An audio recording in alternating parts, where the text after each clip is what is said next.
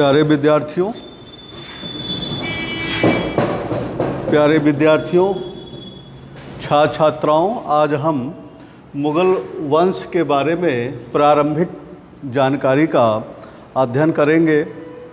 तो जैसा कि मालूम कि पानीपत का प्रथम युद्ध 21 अप्रैल 1526 ईस्वी को इब्राहिम लोदी, बहलोल लोदी वंश का अंतिम शासक इब्राहिम लोदी और बाबर के बीच में युद्ध होता है और बाबर विजित होता है और मुग़ल वंश की स्थापना होती है। वर्तमान समय में पानीपत हरियाणा राज्य में है। तो यानी कि मुग़ल वंश की नींव पानीपत के प्रथम युद्ध के बाद होता है, जिसमें पानीपत के प्रथम युद्ध में इब्राहिम लोदी पराजित हो जाते हैं। आइए इसके पहले हम मुग़ल वंश के तो संस्थापक बाबर है। बाबर ने नींव रखी और लगभग 4 साल तक शासन किया। वास्तविक संस्थापक बादशाह अकबर को माना जाता है। जिस प्रकार से गुलाम वंश का संस्थापक कुतुबुद्दीन ऐबक है और वास्तविक संस्थापक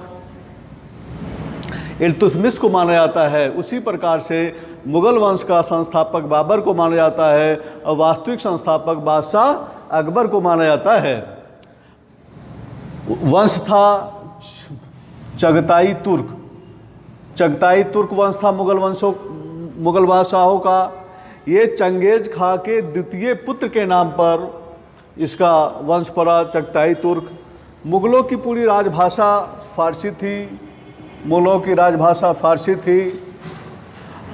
सर्वाधिक समय तक शासन करने वाले शासक बादशाह अकबर थे। मुग़ल वंश में 49 वर्ष 18 माह 11 दिन तक शासन किया।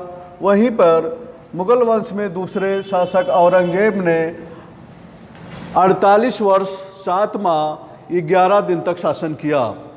तो सबसे सर्वाधिक समय तक शासन करने वाले बादशाह अकबर थे, दूसरा औरंगजेब थे। वहीं उत्तरकालीन मुग़ल बादशाहों की अगर तुलना करें तो सबसे कम समय तक शासन करने वाला बादशाह रफ़ी-उद-जात था, जिन्होंने 3 माह और 7 माह तक शासन किया। 3 माह 7 माह शासन किया। दूसरा उत्तरकालीन मुग़ल बादशाह में था कम समय वाला बादशाह रफ़ी-उद-दौला था, 3 माह 11 दिन तक शासन किया। तो सबसे कम समय तक शासन करने वाला बादशाह रफ़ी-उद-जात था, 3 माह 7 दिन। रफ़ी-उद-दौला था 3 माह 11 दिन। हिंदू माँ की संतान शासक कौन कौन से बादशाह हुए थे? तो जहांगीर भी हिंदू माँ का पुत्र था और शाहजहाँ भी हिंदू माँ का पुत्र था। वहीं पर उत्तर मुग़ल काल में हिंदू माँ की संतान की अगर चर्चा करते हैं तो बहादुर शाह प्रथम भी हिंदू माँ का पुत्र था, अहमद शाह भी था हिंदू माँ का, और बहादुर शाह द्वितीय भी था। आते हैं मोटा मोटा कितने शासक मुग़ल शासक हुए हैं, उनका कार्यकाल क्या है, आते पहले उनकी चर्चा कर लेते हैं। तो बाबर का पूरा नाम था जहीरुद्दीन बाबर। 1526 से लेकर 1530 ईस्वी तक शासन किया। लगभग 4 वर्षों तक शासन किया था जहीरुद्दीन बाबर ने। दूसरा था नासिरुद्दीन हुमायूं ने 1530 से लेकर 1540 ईस्वी तक शासन करता है। तीसरा महत्वपूर्ण जो बादशाह था जलालुद्दीन अकबर, इसे मुग़ल वंश का संस्थापक भी कहते हैं। इसका कार्यकाल 1556 से लेकर 1605 ईस्वी तक था।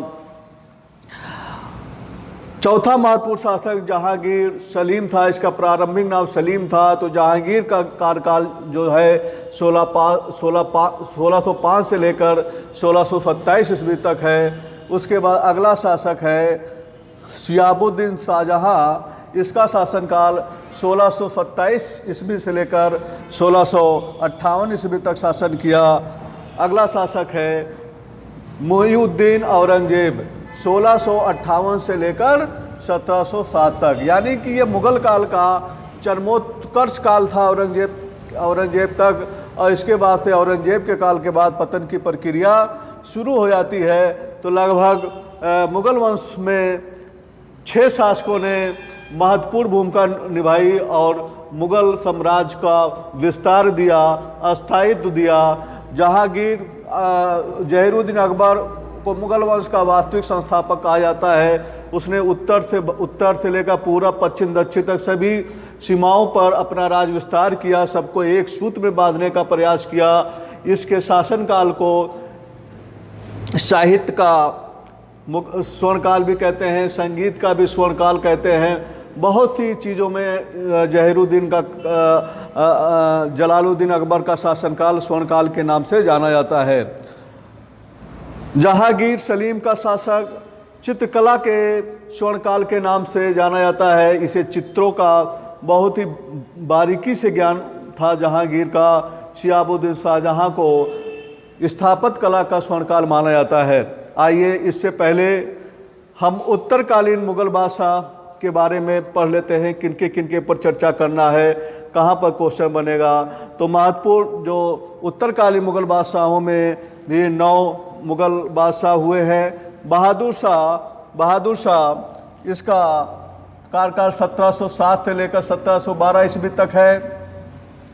वहीं जहांदार शाह का शासनकाल 1712 से लेकर 1713 ईस्वी तक है।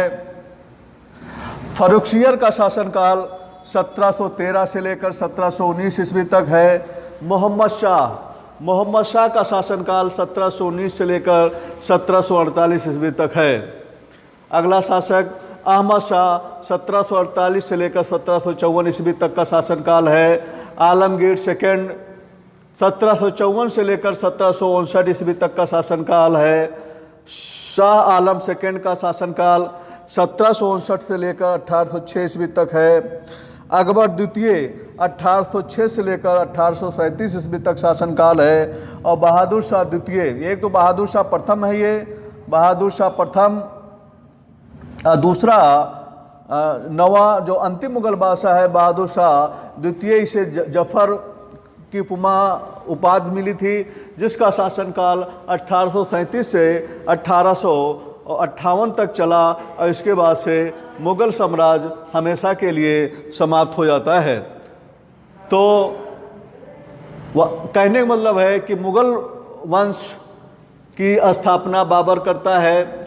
बाबर को आमंत्रित किया गया था भारत पर आक्रमण करने के लिए। उसमें से राणा संग्राम सिंह और इब्राहिम लोदी का चाचा आलम खां लोदी और पंजाब का गवर्नर दौलत खां लोदी ने आमंत्रित किया था कि यहाँ भारत पर आक्रमण करे।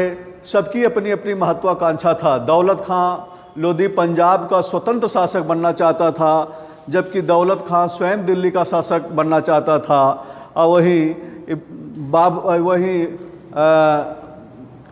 राणा संग्राम शाह स्वयं भी दिल्ली का बादशाह बनना चाहता था और हिंदू साम्राज्य की स्थापना करना चाहता था। लेकिन सभी के सपनों को